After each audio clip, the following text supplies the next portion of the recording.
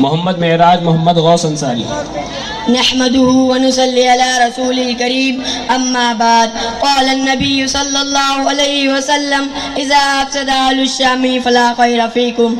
حق بات کہے پھر ڈٹ جائے چاہے پھر سر بھی کٹ جائے. جب خون بہے دشمن بھی کہے کردار صحابہ زندہ ہے. محترم صدر جلسہ اور حاضرین مجلس، میں آپ کے سامنے جس درد بھرے عنوان کو لے کر کھڑا ہوا ہوں، یقین جانے میرا اور ہر صحابی دل کا کلیجہ اس عنوان کو سن کر منہ تک آ رہا ہے. عنوان ہے سرزمین انبیاء اور فلسطین. محترم حضرات، میں نے آپ کے سامنے ایک حدیث بیان کی، جب اہل شام فساد میں مبتلا کر دیے جائے تو تم میں کوئی خیر باقی نہیں رہیں گی. شام کا علاقہ جس میں فلسطین بھی شامل ہے. آج امریکہ اور اسرائیل نے مل کر فلسطین اور قبلہ اول پر شب خون مارا ہے. 2 ماہ ہو گئے سرزمین انبیاء کے بچے، جوان، بوڑھے اور عورتیں قبلہ اول کی حفاظت کی خاطر قربان ہو رہے ہیں، اپنے جانوں کا نذرانہ پیش کر رہے ہیں، بدن کے ٹکڑے کروا رہے ہیں، لیکن قبلہ اول کی حفاظت سے پیچھے نہیں ہٹ رہے ہیں. ایک وہ مسلمان ہے اور ایک ہم، ان کو قربانی دینے سے کوئی نہیں روک پا رہا ہے اور ہمیں عیاشی ہلڑ بازی سے کوئی نہیں روک پا رہا ہے. وہ مٹھی بھر مسلمان دنیا کی سپر پاور حکومت سے ٹکر لے کر اس کو گھٹنوں کے بل لا کر رکھ دیا ہے. مسلمانوں ہوش میں آؤ، قبلہ اول تمہیں پکار رہی ہے. تم عمر ابن خطاب کے، خالد ابن ولید کے، عمر ابن عاص کے، امیر معاویہ کے، صلاح الدین ایوبی کے، نور الدین زنگی کے، ٹیپو سلطان کے وارث ہو. تم نے کیسر و کسریٰ کے ٹکڑے کر دیے تھے، تم نے فارس فتح کیا تھا، تم نے سمندر میں گھوڑے دوڑا دیے تھے، تم نے محمد ابن قاسم کی شکل میں سندھ کو اسلام سے روشن کیا تھا. تمہارے آبا و اجداد ایسے تھے، دنیا میں ان کی موجودگی میں کسی بھی جگہ پر مسلمان پر ظلم نہیں کر سکتا. آج تم پوری دنیا میں دوسرے نمبر پر ہو، 57 تمہارے ملک ہے، لیکن پھر بھی مسجد اقصی تمہیں پکار کر کہہ رہی ہے. کہاں ہے عمر ابن خطاب کے ماننے والے؟ کہاں ہے عمر ابن عاص کے نام لیوا؟ کہاں ہے صلاح الدین ایوبی کے تلوار والے؟ میرے سرزمین پر جہاں حضور نے اور 1,24,000 انبیاء نے اپنی پیشانی مبارک سجدے میں رکھی، اسی سرزمین کو اسرائیل انبیاء کی اولاد کے مبارک خون سے لال کر رہا ہے.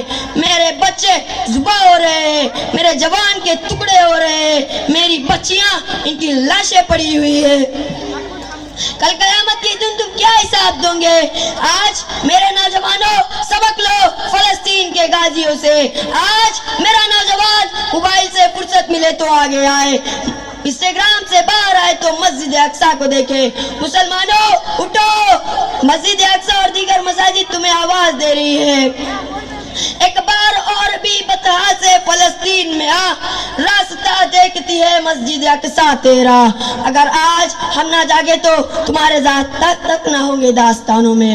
اور آج میں اس اسٹیج سے کہنا چاہتا ہوں، ہم قربانی دے یا نہ دے، دنیا کے مسلمان ساتھ دے یا نہ دے، لیکن مٹھی بھر فلسطین کے مسلمان قبلہ اول کی فتح کی خوشخبری سنائیں گے انشاءاللہ. یاد رکھو فلسطین کی ماں جس کپڑے میں لپیٹ کر تم اپنے بچوں کو دفن کر رہی ہو. یاد رکھو انقلاب آ کر رہے گا. یاد رکھو مسجد اقصی مسلمانوں کے سجدے سے آباد ہو کر رہیں گی. دنیا کی کوئی طاقت، کوئی قوت، کوئی فوج، چاہے اسرائیل ہو، امریکہ اور امریکہ کی ناجائز اولاد، انشاءاللہ مسجد اقصی پر قبضہ قیامت کی صبح تک نہیں کر سکتی. اور مسلمانوں، میں آپ سے کہنا چاہتا ہوں، بیدار ہو جائے. مسجد اقصی کی حفاظت کا جذبہ اپنے اور اپنے بچوں کے دلوں میں پیدا کرو. کسی سے مت ڈرو، یہ مخلوق ہے، اللہ کے علاوہ کسی اور کا ڈر دل میں رکھنا شرک ہے. اور یاد رکھو مسجد اقصی پہلی بار فتح حضرت عمر ابن خطاب رضی اللہ تعالیٰ عنہ نے کی تھی. وہ عربی تھے، پھر صلاح الدین ایوبی نے کی تھی. وہ کرد تھے، عجمی تھے. اور خوشخبری سنا مسلمانوں، خراسان سے کالے جھنڈے آئیں گے. مسجد اقصی یروشلم میں اسلام کے جھنڈے نصب کریں گے. ہمیں فخر ہے ہم اجمی لوگ انشاءاللہ مسجد اقصی کو فتح کریں گے بشرطے کہ شہادت اور قربانی کا جذبہ ہو۔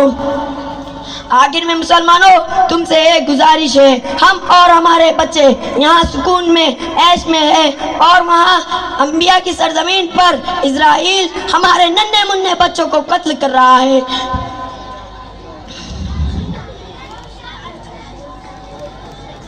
ہم یہاں سے کچھ نہیں کر سکتے تو کم از کم اسرائیل کے پروڈکٹ کا بائیکاٹ تو کر سکتے ہیں۔ ہاتھ اٹھا کر اللہ کو حاضر ناظر جان کر عہد کیجئے کہ ہم اسرائیل کے پروڈکٹ کا بائیکاٹ کریں گے اور جو دکاندار اسرائیل کا سامان رکھیں گا انشاءاللہ ہم اس کی دکان کا بھی بائیکاٹ کریں گے۔ ہمیں احساس اس لیے نہیں ہے کہ ہمارا خون نہیں بہ رہا ہے، جب ہمارا خون بہے گا سمجھ میں آئے گا۔ اور اگر اللہ اور اس کے لاڈلے نبی ہم سے پوچھیں گے کہ وہاں انبیاء کی سرزمین پر اسرائیل بم برسا رہا تھا تو تم اسرائیل کا پروڈکٹ کا استعمال کر رہے تھے تو ہمارا کیا جواب ہوگا؟ آخر میں مسلمانوں تم سے ایک گزارش ہے، فلسطین کی حمایت کیجئے اور اسرائیل کے پروڈکٹ کا بائیکاٹ کیجئے۔ اور پھر کہتا ہوں مسجد اقصی انشاءاللہ ان قریب آزاد ہوں گی اور وہاں مسلمان سجدے کریں گے انشاءاللہ وما علینا الا البلاغ۔ ماشاءاللہ۔